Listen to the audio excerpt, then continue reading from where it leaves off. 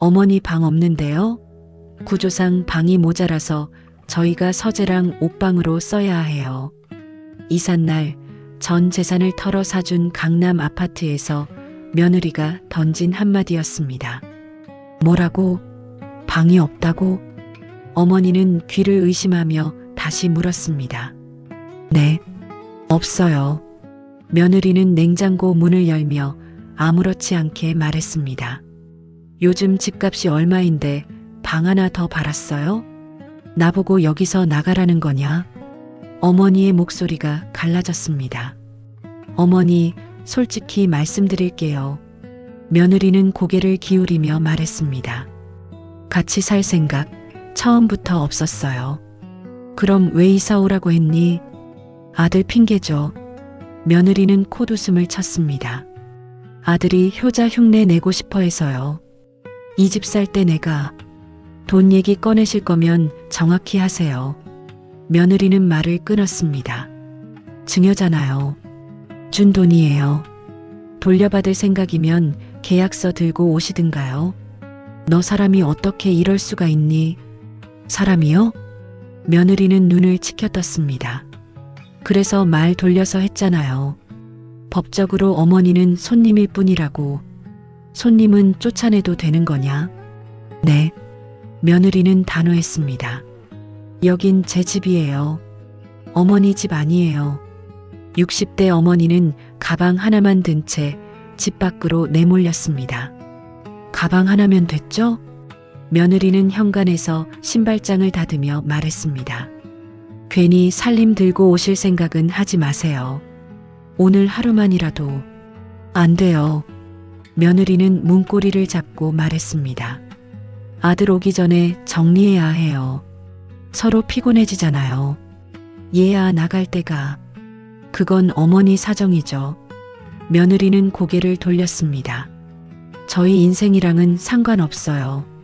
쾅! 문이 닫히기 직전 며느리의 전화 통화가 들려왔습니다. 네, 이 실장. 이번엔 목소리가 확 달라졌습니다. 네, 어머니 나가셨어요. 생각보다 순순하시더라고요. 며느리는 낮게 웃었습니다. 이제 다음 단계로 가세요. 아들한테는 아직 말 안 했어요. 네, 제가 피해자인 척 할게요. 계획대로 진행하세요. 걱정 마세요. 그 순간 모든 것이 치밀하게 계획된 음모였다는 걸 깨달았습니다. 하지만 며느리는 몰랐습니다. 이제부터 김 실장이라는 더 무서운 상대와 맞붙게 될 거라는 사실을. 구독과 좋아요로 함께 응원해 주세요. 여러분의 댓글이 이 드라마를 더 깊고 풍성하게 만들어줍니다. 오늘의 사연 시작합니다. 박정희는 손에 든 서류를 다시 한번 들여다봤습니다. 강남 아파트 증여 계약서였죠. 남편을 여의고 홀로 키운 아들 도연과 며느리 수진 앞으로 된 명의 이전 서류였습니다. 어머니, 정말 고마워요. 수진이 정희의 손을 꼭 잡으며 말했습니다. 그 눈가에 촉촉한 눈물이 맺혔습니다. 우리 도연이가 좋은 며느리를 만났구나. 정희가 수진의 손을 토닥이며 미소를 지었습니다. 강북 아파트를 처분하고 대출까지 받아서 마련한 돈이었지만 아들 부부의 행복한 미래를 위해서라면 아깝지 않았습니다. 어머니 덕분에 저희가 강남에 터를 잡게 됐네요. 수진이 고개를 숙이며 인사했습니다. 정희는 며느리의 정성스러운 태도에 마음이 흐뭇해졌습니다. 몇 주 후 새 아파트 잔금을 치르는 날이었습니다. 정희는 부동산 중개사무소에서 나오며 가슴이 뿌듯했습니다. 이제 진짜 우리 집이네요. 도연이 새 집 열쇠를 흔들며 웃었습니다. 어머니도 이제 강남 사시는 거예요. 수진이 정희의 팔짱을 끼며 말했습니다. 정희는 며느리의 다정한 모습에 안도감을 느꼈습니다. 이삿날 아침 정희는 이삿짐 센터 직원들과 함께 새 아파트에 도착했습니다. 그런데 현관문을 열고 들어선 순간 이상한 광경이 펼쳐졌습니다. 정희의 짐들이 주방 구석 다용도실 앞에 아무렇게나 쌓여 있었습니다. 수진아, 내 짐이 왜 여기에 있지? 정희가 어리둥절한 표정으로 물었습니다. 수진이 팔짱을 끼고 나타났습니다. 아침의 다정한 모습은 온데간데 없이 차가운 표정이었습니다. 어머니 물건은 여기 놔두면 돼요. 그럼 내 방은 어디야? 정희가 집안을 둘러보며 물었습니다. 넓은 거실과 안방, 그리고 작은 방 2개가 보였습니다. 하지만 어디에도 정희의 자리는 마련되어 있지 않았습니다. 어머니 방이요?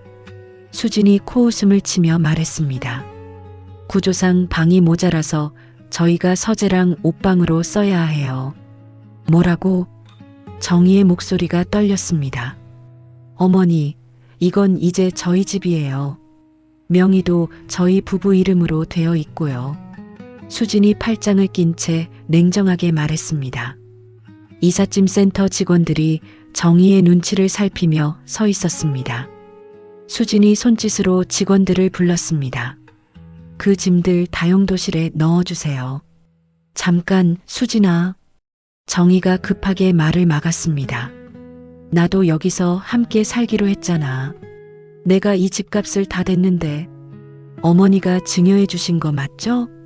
수진이 비웃듯 말했습니다. 증여는 그냥 주는 거예요. 조건 없이요. 정희의 가슴이 쿵쿵 뛰기 시작했습니다. 이런 일이 일어날 거라고는 꿈에도 생각하지 못했습니다. 도연아. 정희가 부엌에서 나오는 아들을 향해 절규하듯 불렀습니다. 어머니. 도연이 고개를 숙이며 중얼거렸습니다. 당분간은 저희 사정 좀 봐주세요. 뭐라고? 너도 그런 말을 하는 거야? 정희가 믿을 수 없다는 표정으로 아들을 바라봤습니다. 일단 며칠만이라도 찜질방에서 지내주세요.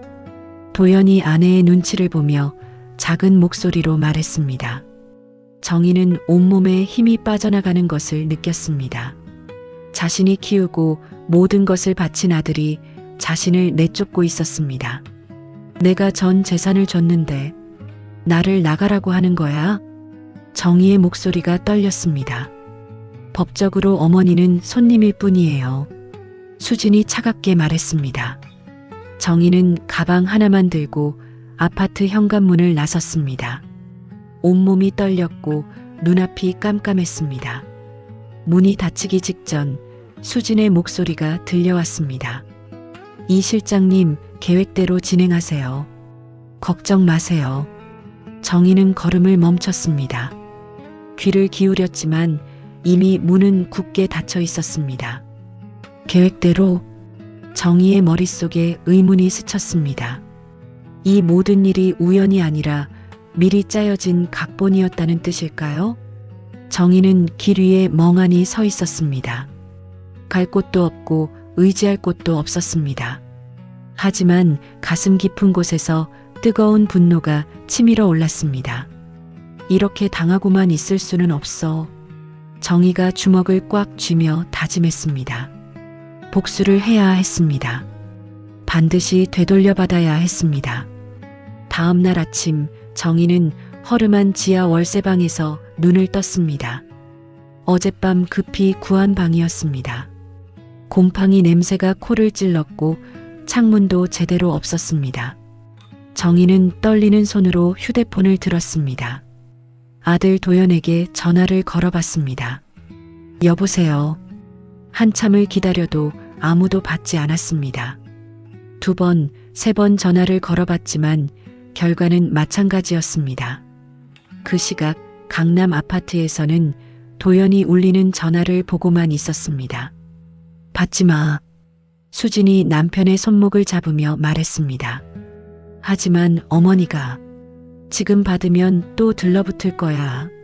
며칠만 그냥 놔둬. 수진이 냉정하게 말했습니다. 도연은 고민하다가 결국 전화를 끊었습니다. 수진은 아파트 곳곳에 남아있던 시어머니의 흔적들을 치우기 시작했습니다. 낡은 이불, 오래된 그릇들, 작은 장식품들까지 모두 쓰레기 봉투에 넣었습니다. 자기야, 이거 봐.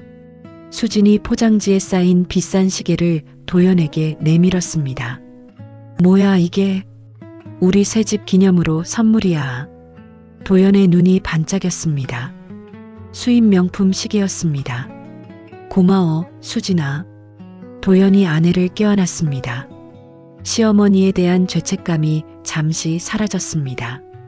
정희는 월세방에서 혼자 라면을 끓여 먹었습니다. 뜨거운 국물이 목구멍을 타고 내려가면서 눈물이 났습니다. 정희가 휴대폰으로 수진에게 문자를 보냈습니다. 너희들이 한 일을 후회하게 될 거야. 얼마 지나지 않아 답장이 왔습니다. 어머니 몫은 끝났어요. 이제 그만 포기하세요. 정희는 휴대폰을 꽉 쥐었습니다.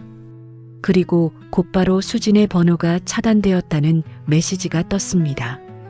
며칠 후 정희는 인력사무소에 등록했습니다. 생계를 위해서였습니다. 청소 일할 수 있어요? 인력사무소 직원이 물었습니다. 네, 뭐든지 하겠습니다.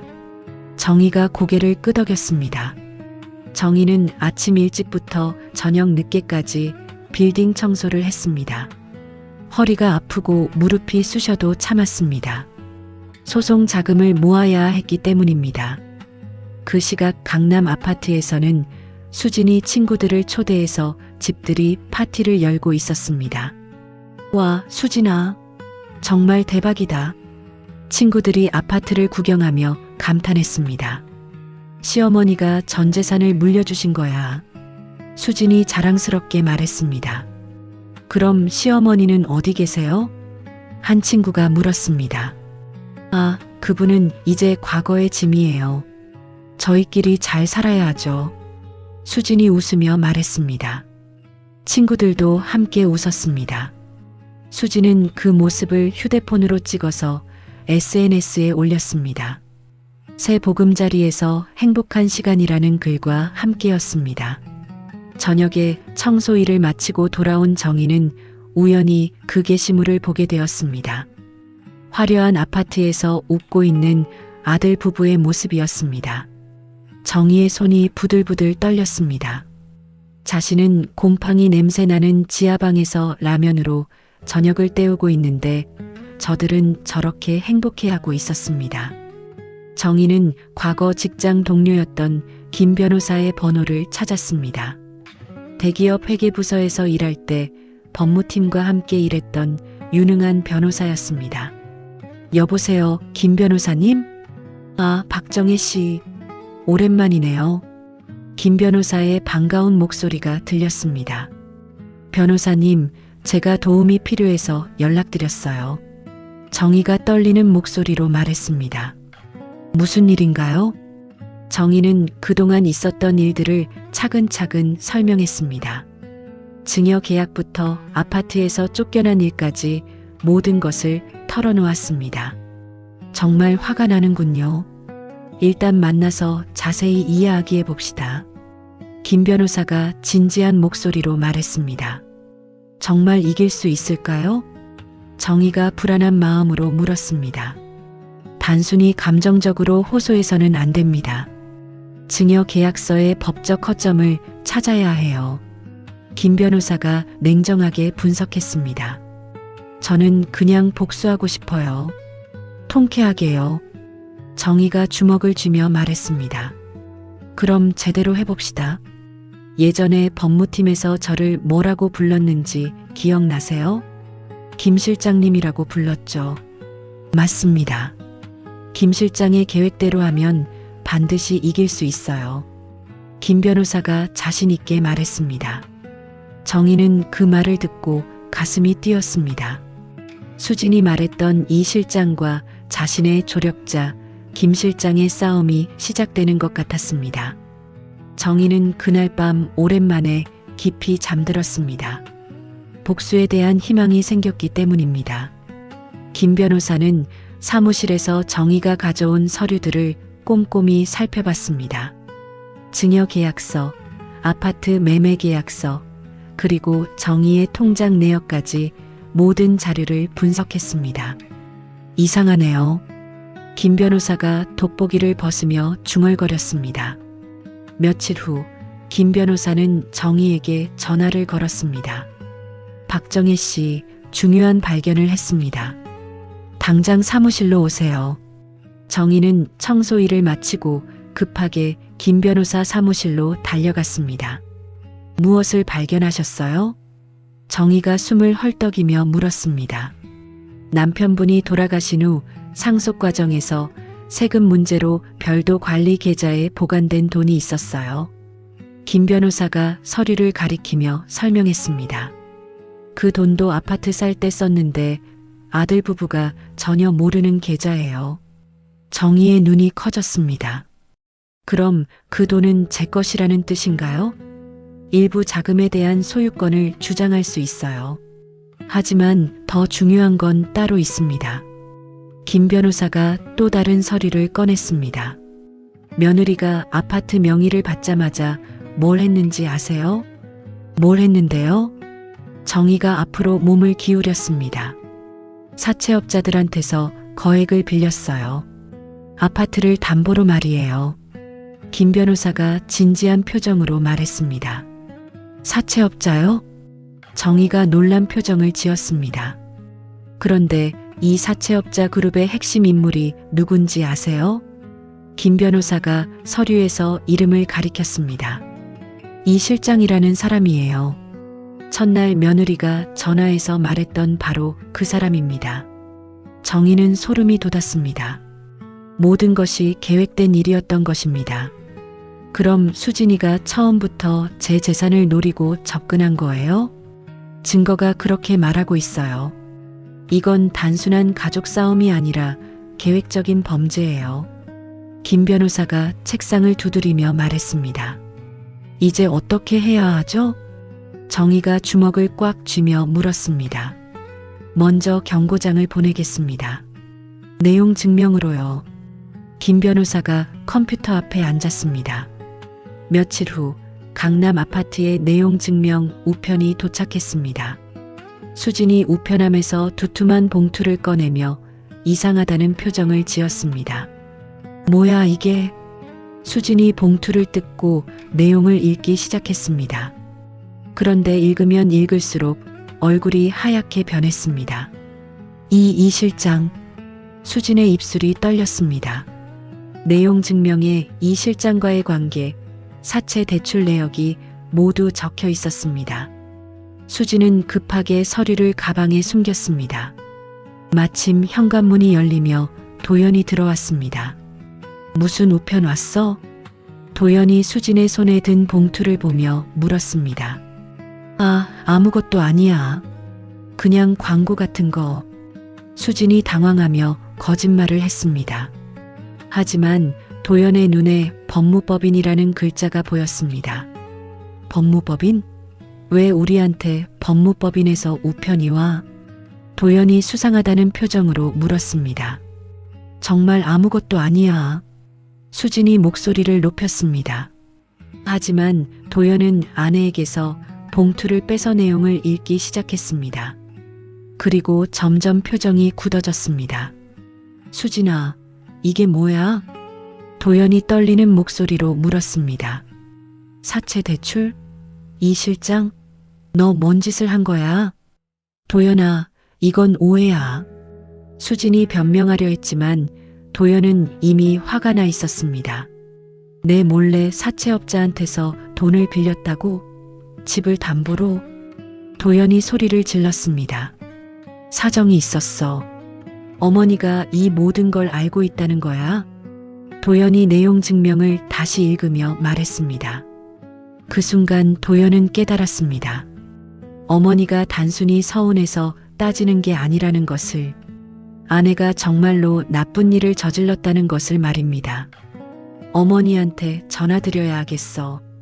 도연이 휴대폰을 꺼냈습니다. 안 돼. 수진이 남편의 손을 붙잡았습니다. 왜 안 돼? 어머니한테 사과해야 하지. 지금은 때가 아니야. 수진이 눈물을 흘리며 애원했습니다. 하지만 이미 늦었습니다. 김 변호사는 서울중앙지방법원에 소장을 접수했습니다.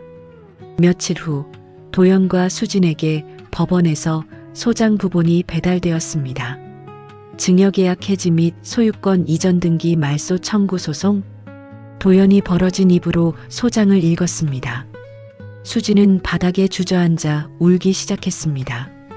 모든 것이 수면 위로 올라온 것입니다. 큰일 났다. 수진이 떨리는 목소리로 중얼거렸습니다. 변호사를 구해야 해. 큰 로펌으로. 수진이 급하게 인터넷을 검색하기 시작했습니다. 그 시각 김 변호사 사무실에서는 정의가 감격에 젖어 있었습니다. 정말 고마워요, 김 실장님. 정의가 고개를 숙이며 인사했습니다. 이제 시작입니다. 철저히 준비해서 완전히 이기겠습니다. 김 변호사가 안경을 닦으며 다짐했습니다. 정의는 청소 일을 잠시 쉬고 소송 준비에 집중했습니다. 드디어 복수의 기회가 온 것입니다. 소송이 시작된 지 일주일 후 정의는 청소 용역업체에서 새로운 동료를 만났습니다. 배우진이라는 이름의 50대 남성이었습니다. 안녕하세요. 배우진이 정중하게 인사했습니다. 정의는 그의 단정한 말투와 깔끔한 모습이 인상적이라고 생각했습니다. 처음 이런 일 해보시는 것 같은데 괜찮으세요? 정의가 걱정스럽게 물었습니다. 네, 나이 들어서 새로 시작하는 거라 어색하긴 해요. 배우진이 웃으며 대답했습니다. 몇 일 함께 일하면서 정의는 배우진이 남다르다는 것을 느꼈습니다. 다른 동료들과는 달리 말과 행동이 차분하고 신중했습니다. 점심시간에 정의와 배우진은 근처 식당에 앉아 있었습니다. 요즘 뭔가 걱정이 많아 보이세요. 배우진이 조심스럽게 말했습니다. 정의는 망설이다가 자신의 사정을 털어놓기 시작했습니다. 아들 부부의 배신, 아파트에서 쫓겨난 일, 그리고 현재 진행 중인 소송까지 모든 것을 말했습니다. 정말 화가 나는 일이군요. 배우진이 진심으로 공감하며 말했습니다. 그런데 정희 씨, 복수보다 중요한 건 어머니로서의 존엄성을 되찾는 거예요. 무슨 뜻이에요? 정희가 고개를 갸웃거렸습니다. 돈을 되찾는 것도 중요하지만 정희 씨 스스로 당당하게 사는 게 더 중요하다는 뜻이에요. 배우진이 따뜻한 눈빛으로 말했습니다. 정희는 그의 말에 마음이 편안해지는 것을 느꼈습니다. 우진 씨는 어떤 일을 하셨어요? 저는 대기업에서 기획 일을 했어요. 은퇴하고 나서 이런저런 일을 하고 있고요. 배우진이 겸손하게 대답했습니다.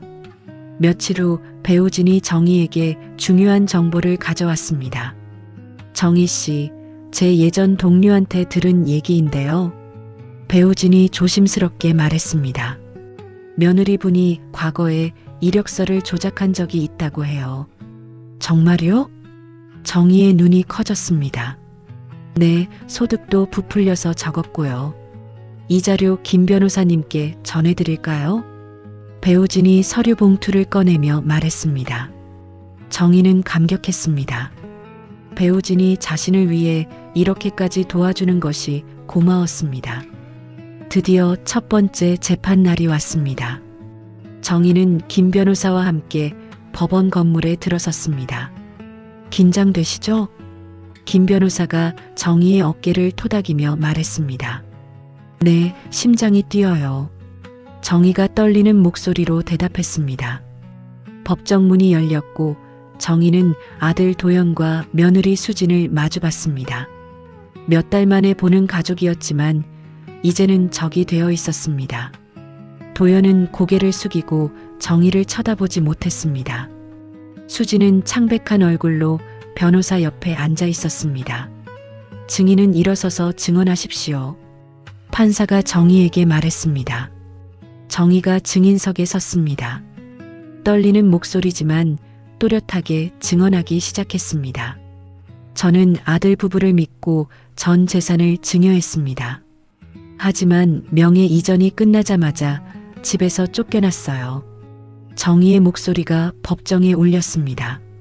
며느리는 저를 손님이라고 했고 아들은 찜질방에 가라고 했습니다.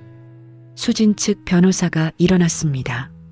원고는 과도한 부양을 요구한 것 아닙니까? 증여는 조건 없는 것이 원칙입니다. 이에 있습니다. 김 변호사가 벌떡 일어났습니다. 피고 수진 씨가 증여 직후 한 행동을 보시기 바랍니다. 김 변호사가 서류 뭉치를 꺼냈습니다.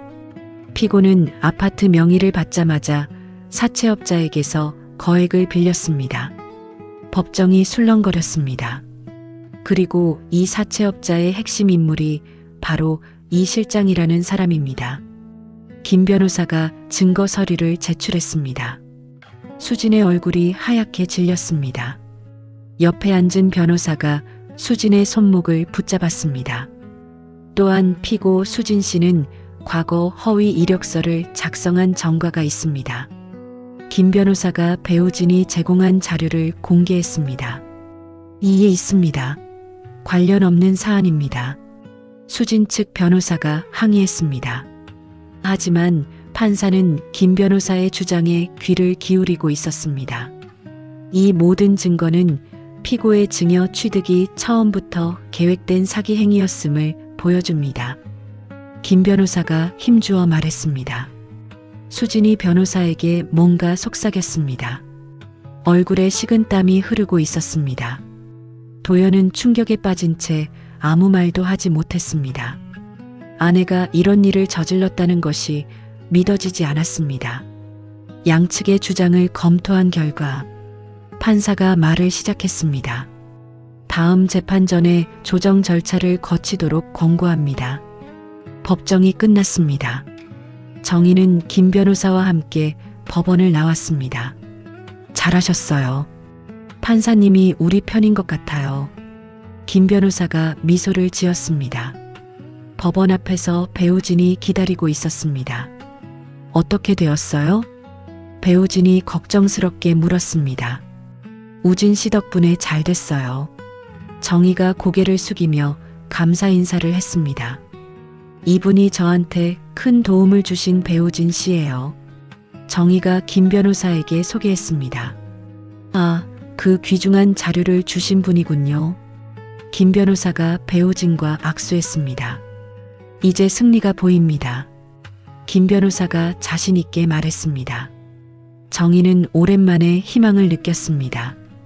복수가 현실이 되어가고 있었습니다. 며칠 후 법원에서 화해 권고 결정문이 정의에게 배달되었습니다. 정의는 떨리는 손으로 봉투를 뜯어봤습니다. 김 실장님, 이게 뭔 뜻이에요? 정의가 서류를 들고 김 변호사에게 전화했습니다. 축하드립니다. 법원에서 아파트 지분의 절반을 정희 씨에게 돌려주라고 권고했어요. 김 변호사의 흥분된 목소리가 들렸습니다. 정말요? 정말 이긴 거예요? 정의가 믿을 수 없다는 표정으로 물었습니다. 거의 이긴 거나 마찬가지예요. 상대방이 이 권고를 받아들이면 끝입니다. 그날 저녁 정의는 배우진과 함께 동네 식당에서 식사를 했습니다.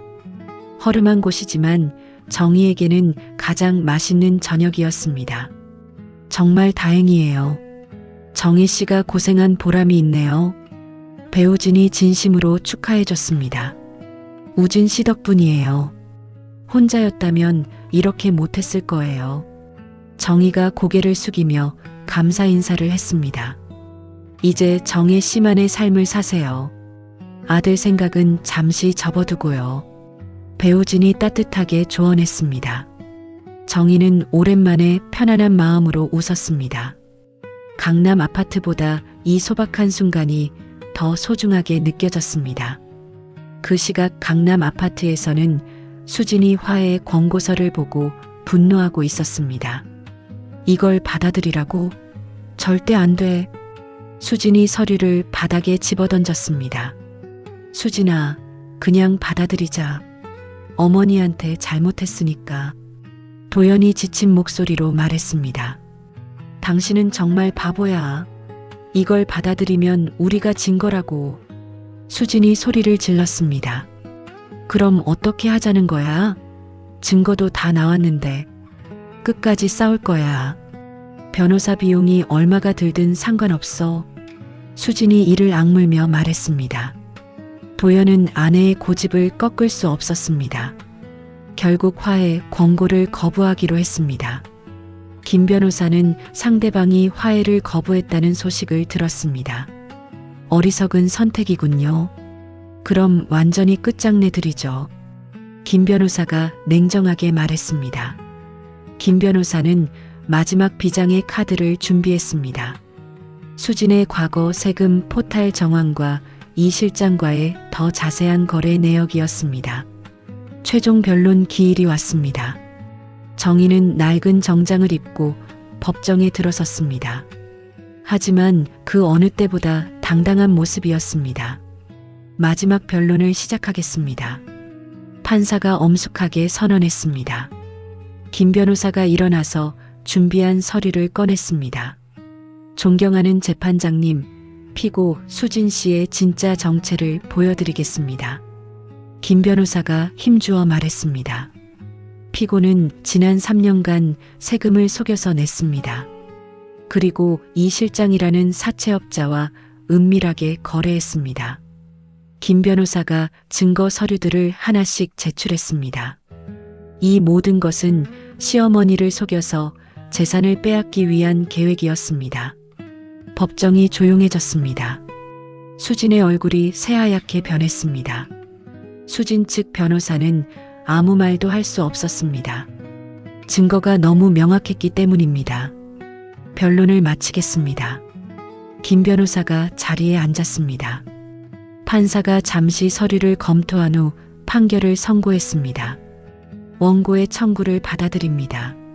증여계약을 취소하고 아파트 명의를 원래대로 돌립니다. 정의의 완전한 승리였습니다. 법정에 정적이 흘렸습니다. 수진은 충격으로 의자에 주저앉았습니다. 도연이 벌떡 일어나서 어머니 앞에 무릎을 꿇었습니다. 어머니, 죄송합니다. 정말 죄송해요. 도연이 울면서 빌었습니다. 제가 잘못했어요. 어머니를 지키지 못해서 죄송해요. 하지만 정희는 아들을 쳐다보지도 않았습니다. 등을 돌리고 법정을 나갔습니다. 법원 밖에서 김 변호사와 배우진이 정희를 기다리고 있었습니다. 정말 고생 많으셨어요. 김 변보사가 정희에게 인사했습니다. 김 실장님 덕분입니다. 정말 고마워요. 정희가 깊이 고개를 숙였습니다. 우진 씨도 정말 고마웠어요. 혼자였다면 포기했을 거예요. 정희가 배우진에게도 감사 인사를 했습니다. 이제 정혜 씨 인생의 새로운 시작이군요. 배우진이 미소 지으며 말했습니다. 네, 이제 제가 정말로 살고 싶은 대로 살아볼게요. 정희가 하늘을 올려다보며 말했습니다. 그날 밤 정희는 월세방에서 조용히 앉아 있었습니다. 복수는 끝났지만 마음이 복잡했습니다. 아파트를 되찾았지만 진짜 중요한 것이 무엇인지 생각해 봤습니다. 배우진의 말이 맞았습니다. 존엄성을 되찾는 것이 더 중요했습니다. 정희는 앞으로 어떻게 살아갈지 천천히 계획하기 시작했습니다. 승소 판결이 나온 지 며칠 후 정희는 월세방 화장실에서 갑자기 가슴을 움켜쥐고 쓰러졌습니다. 숨이 막히고 가슴이 찢어질 듯 아팠습니다. 아, 아파. 정희가 간신히 중얼거렸습니다. 이웃집 아주머니가 119에 신고했고 정희는 응급실로 실려갔습니다. 환자분, 의식이 있으시죠? 의사가 정희에게 물었습니다. 네. 그런데 가슴이 너무 아파요. 정희가 힘없이 대답했습니다. 검사 결과 심장에 염증이 생긴 상태였습니다. 오랜 스트레스와 충격이 원인이었습니다. 지금 상태가 좋지 않아요. 절대 안정이 필요합니다. 의사가 진지한 표정으로 말했습니다. 생명에는 지장 없죠? 정희가 불안하게 물었습니다. 지금처럼 무리하시면 위험할 수 있어요. 모든 걱정을 내려놓으세요. 정희는 혼자 병실에 누워 천장을 바라봤습니다. 아파트를 되찾았지만 몸이 이렇게 망가질 줄은 몰랐습니다. 이게 과연 옳은 일이었을까? 정희의 마음에 의문이 들기 시작했습니다. 그 시각 강남 아파트에서는 수진이 짐을 싸고 있었습니다. 어디 가는 거야? 도연이 당황하며 물었습니다. 이혼해요. 더는 못 살겠어요. 수진이 차갑게 말했습니다. 수진아, 우리 다시 얘기해보자. 소송도 지고 돈도 다 날렸는데 뭘 더 얘기해요? 수진이 가방을 들고 현관으로 향했습니다. 그래도 부부잖아. 도연이 아내의 팔을 잡았습니다. 놓으세요. 이제 끝이에요. 수진이 팔을 뿌리치고 아파트를 나갔습니다. 도연은 텅 빈 거실에 혼자 남았습니다. 아내도 잃고 어머니도 잃었습니다. 모든 것이 자신의 잘못이었습니다. 며칠 후 도연은 어머니가 병원에 입원했다는 소식을 들었습니다. 급하게 병원으로 달려갔습니다. 어머니, 도연이 병실 문을 열고 들어섰습니다. 정희는 도연을 보고 고개를 돌렸습니다. 왜 왔어? 정희가 차가운 목소리로 말했습니다. 어머니가 아프시다고 해서. 도연이 조심스럽게 다가갔습니다. 이제 와서 무슨 소용이야? 어머니, 제가 잘못했어요. 도연이 무릎을 꿇고 앉았습니다. 정말 죄송해요. 어머니를 지키지 못해서 죄송해요. 도연의 눈에서 눈물이 흘렀습니다. 수진이는 어디 갔어? 정희가 시큰둥하게 물었습니다. 이혼하고 나갔어요. 저 혼자 남았어요. 도연이 고개를 숙이며 대답했습니다. 정희는 아무 말하지 않았습니다. 그날부터 도연이 병실에 나타나기 시작했습니다. 간병인도 쓰지 않고 직접 어머니를 돌봤습니다. 어머니, 죽 가져왔어요. 도연이 보온병을 열며 말했습니다. 필요 없어. 정희가 고개를 돌렸습니다. 조금만 드세요. 기력을 회복하셔야 해요. 도연이 끈질기게 권했습니다. 며칠이 지나도 도연은 포기하지 않았습니다. 매일 병원에 와서 어머니를 돌봤습니다. 어느 날 도연이 어머니의 침대 정리를 하다가 낡은 공책을 발견했습니다. 정희가 과거에 쓴 일기장이었습니다. 도연이 조심스럽게 펼쳐봤습니다. 도연이가 대학에 들어갔다. 등록금이 부족하지만 어떻게든 마련해줘야 하겠다. 도연이가 취직했다고 좋아한다. 내가 힘들어도 아들이 행복하면 된다. 도연이가 결혼한다고 한다. 좋은 며느리를 만났으면 좋겠다. 도연은 일기를 읽으며 눈물을 흘렸습니다. 어머니가 자신을 위해 얼마나 희생했는지 깨달았습니다. 어머니, 도연이 정희의 손을 잡았습니다. 제가 너무 모르고 살았어요. 정말 죄송해요.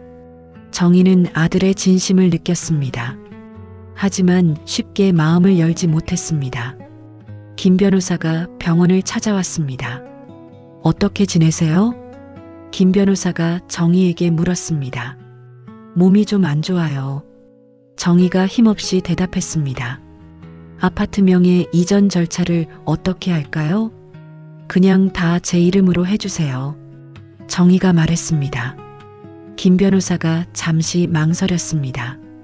정희 씨, 제가 제안이 하나 있어요. 무슨 제안이요? 아파트 지분을 반반으로 나누는 건 어떨까요? 정희 씨가 실제로 기여한 부분만 가져가시고요. 김 변호사가 조심스럽게 말했습니다. 왜 그런 말을 하세요? 도연 씨가 정말 뉘우치고 있는 것 같아요. 마지막 기회를 주시는 게 어떨까요? 정희는 고민에 빠졌습니다. 철저한 복수와 마지막 용서 사이에서 흔들렸습니다. 그날 밤 도연이 병실에서 어머니를 지키고 있었습니다. 도연아, 정희가 조용히 불렀습니다. 네, 어머니. 도연이 벌떡 일어났습니다. 너는 왜 나를 간병하는 거야? 정희가 시험하듯 물었습니다. 어머니가 제 어머니니까요. 도연이 단순하게 대답했습니다. 재산 때문 아니야? 아니에요. 재산보다 어머니가 건강하시는 게 먼저예요. 도연의 목소리에 진심이 담겼습니다. 정희는 아들의 눈을 오랫동안 바라봤습니다. 이제는 이기심이 아닌 진짜 뉘우침이 보였습니다. 김 실장님께 연락드려. 정희가 조용히 말했습니다. 아파트 문제 지분으로 나누라고 하고 내 몫은 너에게 돌려줄 거야. 도연이 깜짝 놀랐습니다. 어머니, 그럴 필요 없어요. 이건 내 결정이야. 정희가 단호하게 말했습니다. 하지만 조건이 있어. 이제부터는 내 힘으로 살아야 해. 도연이 고개를 끄덕였습니다. 정희는 물질적 승리를 넘어선 더 큰 것을 선택했습니다. 용서와 화해였습니다. 며칠 후 정희의 건강이 많이 나아졌습니다. 의사는 퇴원을 허락했습니다. 어머니, 저희 집으로 오세요. 도연이 조심스럽게 말했습니다. 아니야. 나는 내 방으로 돌아갈 거야. 정희가 단호하게 거절했습니다. 하지만 어머니, 도연아, 엄마가 왜 복수를 했는지 아니? 정희가 아들을 똑바로 바라보며 물었습니다. 돈 때문이 아니야. 배신당한 마음 때문이었어. 도연이 고개를 끄덕였습니다. 이제 그 마음은 풀렸어. 하지만 너는 달라져야 해. 정희가 진지하게 말했습니다. 어떻게 달라져야 하는데요? 이제부터 내 힘으로 살아야 해. 월세방 구해서 혼자 살고 일자리도 네가 구해. 정희가 아들에게 과제를 내줬습니다. 도연은 잠시 망설이다가 고개를 끄덕였습니다. 알겠어요. 그렇게 하겠어요. 며칠 후 김 변호사 사무실에서 아파트 지분 분할 절차가 진행됐습니다. 정희 씨가 실제로 기여한 부분은 50% 정도로 계산됩니다. 김 변호사가 서류를 보여주며 설명했습니다. 그럼 나머지는 도연이 몫이겠네요. 정희가 담담하게 말했습니다. 어머니, 정말 고마워요. 도연이 고개를 숙이며 인사했습니다. 고맙긴. 이건 네가 어머니한테 진 빚이야. 잊지 마. 정희가 엄하게 말했습니다. 정희는 자신의 지분으로 노후 자금을 마련했습니다. 그리고 특별한 계획을 세웠습니다. 배우진 씨, 제가 하고 싶은 일이 있어요. 정희가 배우진을 만나 말했습니다. 무슨 일이요? 저처럼 어려움에 처한 중년 여성들을 도와주는 곳을 만들고 싶어요. 정희의 눈이 반짝였습니다. 쉼터 같은 거 말이에요. 취업 교육도 하고 상담도 해주고.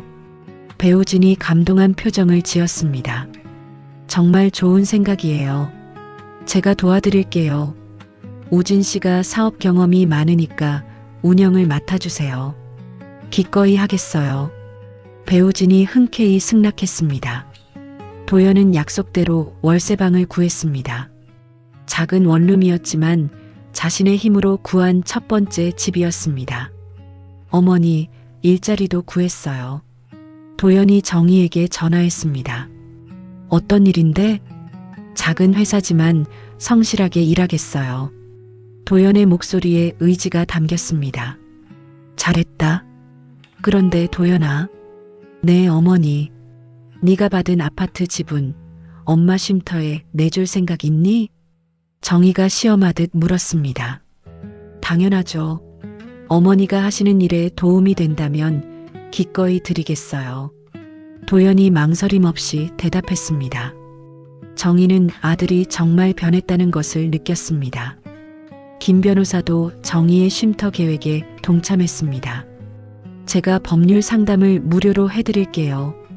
김 변호사가 제안했습니다.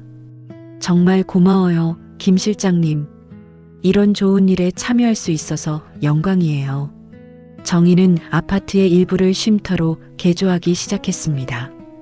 도연이 제공한 공간과 배우진의 운영 노하우, 김 변호사의 법률 지원이 더해졌습니다. 몇 달 후 도연은 회사에서 성실하게 일하고 있었습니다. 주말마다 어머니의 쉼터에 가서 봉사했습니다. 도연아, 수고했어. 정희가 아들에게 따뜻하게 말했습니다. 어머니, 제가 해야 할 일이에요. 도연이 겸손하게 대답했습니다. 어느 날 정희는 도연에게 편지와 함께 작은 봉투를 보냈습니다. 도연아, 네가 정말 달라진 것 같아서 엄마가 기쁘다. 이 돈으로 내 생활에 보탬이 되었으면 한다. 엄마가. 도연은 편지를 읽고 눈물을 흘렸습니다. 어머니의 사랑을 다시 느낄 수 있었습니다. 정희는 이제 월세방을 정리할 준비를 했습니다. 곧 자신의 쉼터로 이사를 갈 예정이었습니다. 정말 새로운 시작이네요. 배우진이 정희를 보며 미소 지었습니다. 네, 이제는 정말 제가 원하는 삶을 살 거예요. 정희가 당당하게 대답했습니다. 정희는 과거의 아픔을 딛고 새로운 삶을 준비하고 있었습니다.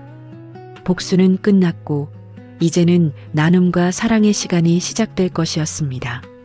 몇 달 후 정희는 강남 아파트 입구에 작은 현판을 걸었습니다. 정인의 쉼터 마이너스 중년 여성 자립 지원센터라고 적혀 있었습니다. 드디어 문을 열었네요. 배우진이 감격스럽게 말했습니다. 네, 정말 꿈만 같아요. 정희가 현판을 바라보며 미소 지었습니다. 첫날부터 많은 여성들이 쉼터를 찾아왔습니다. 정희와 비슷한 처지의 중년 여성들이었습니다. 저도 며느리 때문에 고생하고 있어요. 한 여성이 정희에게 털어놓았습니다. 괜찮아요. 여기서 함께 해결해봐요. 정희가 따뜻하게 위로했습니다. 쉼터에서는 취업 교육도 하고 심리 상담도 해줬습니다. 김 변호사가 주 1회 법률 상담을 해줬고 배우진이 전체 운영을 맡았습니다. 정희 씨 덕분에 저도 새로운 삶을 살게 됐어요. 한 여성이 감사 인사를 했습니다. 서로 도우면서 사는 거죠 뭐. 정희가 겸손하게 대답했습니다. 어느 날 지역 방송국에서 쉼터를 취재하러 왔습니다. 정희의 이야기가 사람들에게 감동을 주고 있었기 때문입니다. 어떻게 이런 쉼터를 만들 생각을 하셨어요? 기자가 정희에게 질문했습니다. 제가 어려울 때 도움을 받았으니까 이제는 제가 도울 차례죠. 정희가 담담하게 대답했습니다. 방송이 나간 후 더 많은 사람들이 쉼터를 찾았습니다. 기부금도 들어오고 자원봉사자들도 늘어났습니다. 도연은 매주 토요일마다 쉼터에 와서 봉사했습니다. 청소도 하고 어르신들 말벗도 해드렸습니다. 도연이 참 성실해졌네요. 한 어르신이 정희에게 말했습니다. 네, 이제야 진짜 어른이 된 것 같아요. 정희가 뿌듯하게 대답했습니다. 도연은 회사에서도 인정받기 시작했습니다. 성실하고 책임감 있는 직원으로 평가받았습니다. 어머니, 이번에 팀장으로 승진했어요.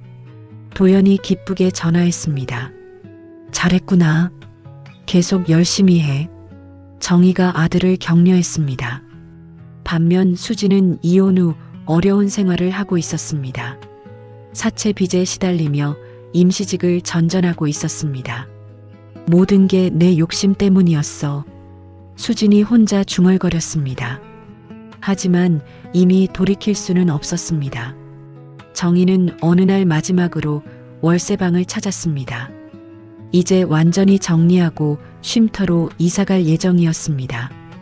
여기서 정말 많은 걸 배웠네. 정희가 빈 방을 둘러보며 혼잣말했습니다. 절망도 있었지만 희망도 있었던 곳이었습니다.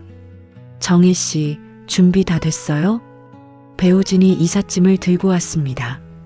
네, 이제 정말 새로 시작하는 거네요. 정희가 웃으며 대답했습니다. 쉼터로 이사한 정희는 매일 보람찬 하루를 보냈습니다. 어려운 사람들을 도우며 자신도 행복을 느꼈습니다. 어머니, 오늘 저녁 같이 식사할까요? 도연이 쉼터에 들러 말했습니다. 그래, 오랜만에 둘이서 밥 먹자. 정희가 반갑게 대답했습니다.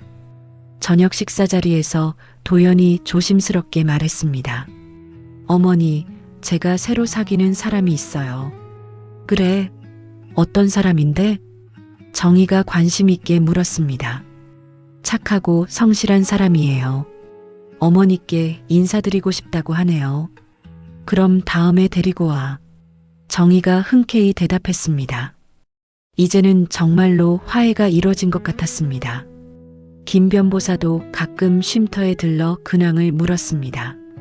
정희 씨가 정말 대단한 일을 하고 계시네요. 김 실장님 덕분이에요. 정말 고마워요. 정희가 진심으로 감사 인사를 했습니다. 이제는 정희 씨만의 시대예요. 계속 좋은 일 하세요. 김 변호사가 격려했습니다. 쉼터는 점점 더 많은 사람들에게 알려졌습니다.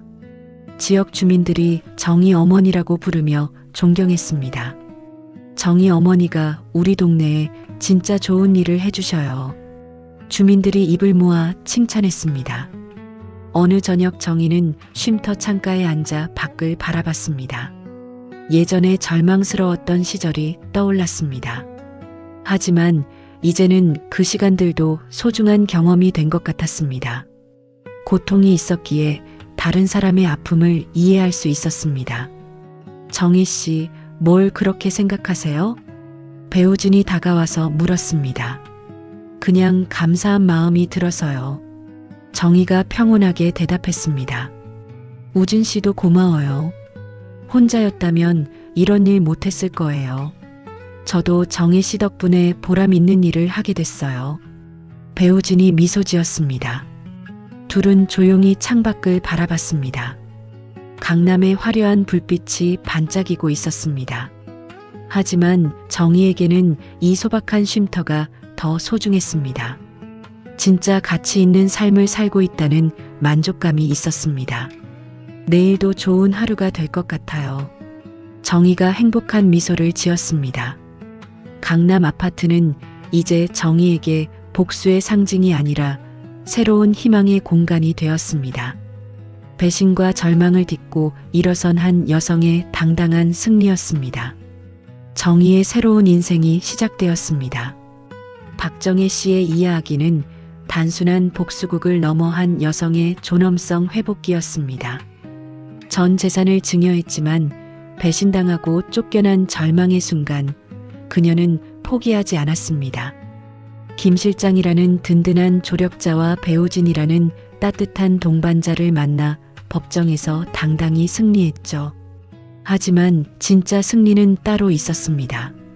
아들을 용서하고 자신만의 새로운 삶을 개척한 것이었죠. 이제 정희 씨는 쉼터를 운영하며 자신처럼 어려움에 처한 중년 여성들을 돕고 있습니다. 물질적 복수를 넘어 정신적 승리를 거둔 셈이죠. 때로는 배신이 우리를 더 강하게 만들기도 합니다. 정희 씨처럼 절망의 바닥에서도 일어설 용기를 잃지 않는다면 누구나 자신만의 새로운 시작을 만들어갈 수 있을 것입니다. 이야기를 끝까지 들어주신 분이 계시다면 잘 들었다고 댓글 하나만 남겨주세요. 감사합니다.